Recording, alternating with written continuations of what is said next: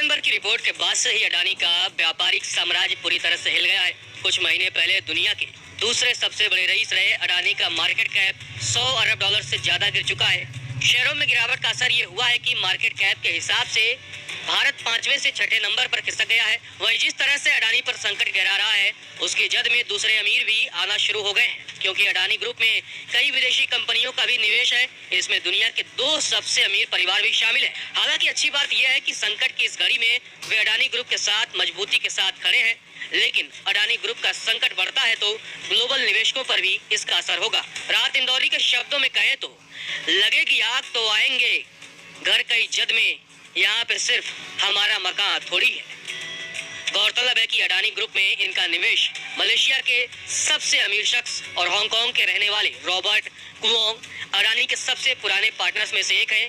उनकी company Wilmar international की Adani Wilmar में आधी हिस्सेदारी है। फॉर्चून ब्रांड से तेल, चीनी और दूसरे प्रोडक्ट बनाने वाली इस कंपनी की मार्केट वैल्यू 6.7 अरब डॉलर है।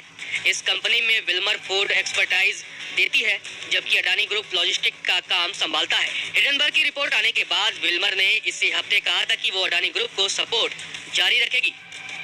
इसी तरह अडानी ग्रुप में वॉलमार्ट का निवेश है।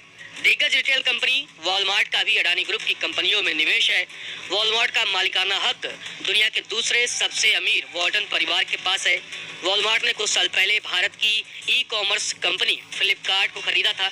2021 में फ्लिपकार्ट ने अपने सप्लाई चेन इंफ्रास्ट्रक्चर को मजबूत करने के लिए अडानी लॉजिस्टिक के साथ हाथ मिलाया था। अडानी ग्रुप मुंबई में एक डेटा सेंटर बना रहा है और इसका एक हिस्सा फ्लिपकार्ट को लीज पर दिया। सारा जो किस्सा है ना, हिडनबर्ग का किस्सा, ये शुरू हुआ था गौतम अडानी के एफपीओ से, follow on public offer.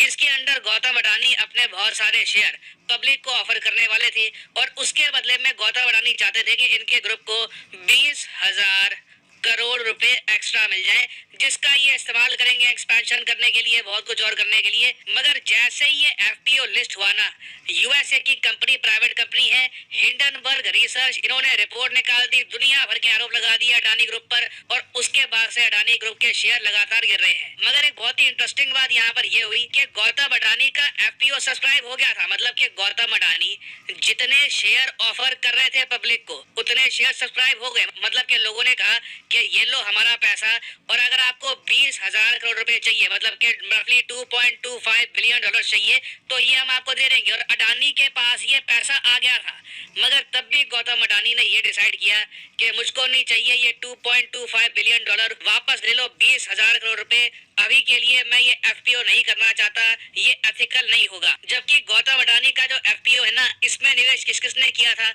UAE की बहुत ही बड़ी कंपनी है इंटरनेशनल होल्डिंग कंपनी IHC, जिसमें यूएई की जो रॉयल फैमिली है उनका डायरेक्ट इन्वेस्टमेंट है। उसके अलावा मुकेश अंबानी, सज्जन जिंदल, सुनील मित्तल, इन सब ने अपनी पर्सनल वेल्थ से भी पैसा यहाँ पे लगाया और सब ने थोड़ा पैसा करके आराम से इंश्योर कर लिया कि ऐसा ना हो कि गौतम अडानी का जो ये एफपीओ है, अडानी ग्रुप का जो ये एफपीओ है, ये बिल्कुल फ्लॉप हो जाए, शेयर खाली पड़े रह जाए और पैसा ही ना आए। तो एक बहुत ही बेसिक सवाल आपका ये आएगा, जब इनका एफपीओ सक्सेसफुल हो गया, जितने पैसे चाहिए थे इनको मिल गए, फिर उसके बाद अडानी ग्रुप के शेयर ऐसे धड़ाम से क्यों गिर गए? और साथ ही साथ गौतम अडानी ने ये भी क्यों कहा कि मुझे पैसे भी नहीं चाहिए, वापस रख लो? वेल, अभी गिरा देखो, गौतम अडानी के सामने जो संकट है ना, ये बहुत ज्यादा बड़ा है, क्योंकि यूएसए की जो बड़ी फाइनेंशियल फर्म्स है, हिंडनबर्ग रिसर्च के अलावा, हिंडनबर्ग रिसर्च तो वैसे आप अगर देखो काफी छोटी कंपनी है, मगर यूएसए में जो बड़ी बड़ी फाइनेंशियल कंपनियां हैं जो रिपोर्ट्स पब्लिश करती है, बताती है कि ये शेयर अब खरीदो इतना जाएगा, ये शेयर अब बेच दो इतना जाएगा। इनमें से एक कंपनी है क्रेडिट स्विस, मेजर कंपनी है,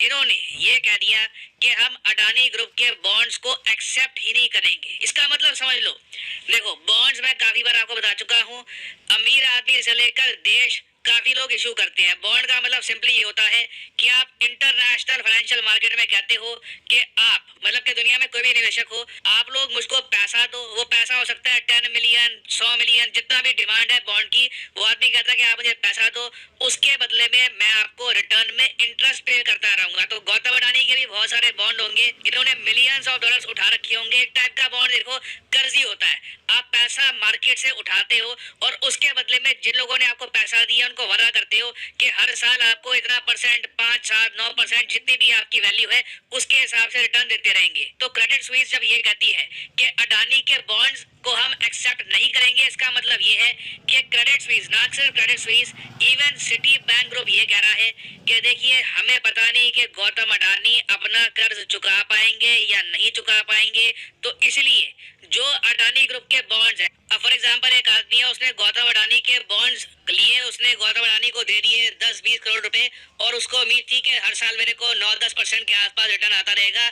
वो नर्वस फील कर रहा होगा क्योंकि जब इतने बड़े बड़े धुरंधर क्रेडिट स्विस, सिटी ग्रुप ये कह दे कि ना ना ना ना अडानी ग्रुप के बॉन्ड्स तो बिल्कुल हम एक्सेप्ट करेंगे नहीं कोलैटरल के रूप में, हमको इनसे दूर रखो, तो बाकी देखो मार्केट में ना पैनिक फैल जाता है। और इसलिए आपने देखे होंगे जो बहुत सारे बैंक्स हैं इंडिया में उनके स्टॉक्स भी गिरे हैं क्योंकि अभी पैनिक ये मचा हुआ है कि क्या गौतम अडानी का जो ग्रुप है ये सारा अपना कर्ज चुका पाएंगे या नहीं चुका पाएंगे, क्योंकि इस ग्रुप की जो बहुत सारी वैल्यू थी इनके शेयर्स पर थी। इन्होंने अपने शेयर्स के प्राइस के दम पर ही ना अपनी आगे कंपनियां जो थी उनको एक्सपैंड किया था। तो इसलिए हमने देखा कि एफपीओ फुल सब्सक्राइब हो गया, मुकेश अंबानी, उसके अलावा मित्तल, उसके अलावा यूआई, सबने तब लगा लिया, मगर तब भी अंत में गौतम अडानी ने कहा है कि देखिए अभी एफपीओ ऐसे हालत में जब हमारे बॉन्ड्स पर अमेरिकन कंपनियां शक कर रही हो कि क्या गौतम अडानी अपने बॉन्ड्स वापस चुका पाएंगे नहीं चुका पाएंगे, डिफॉल्ट की स्थिति तो नहीं हो जाएगी, ऐसे टाइम में एफपीओ करना ही खराब है। तो उन्होंने सारा जो आइडिया है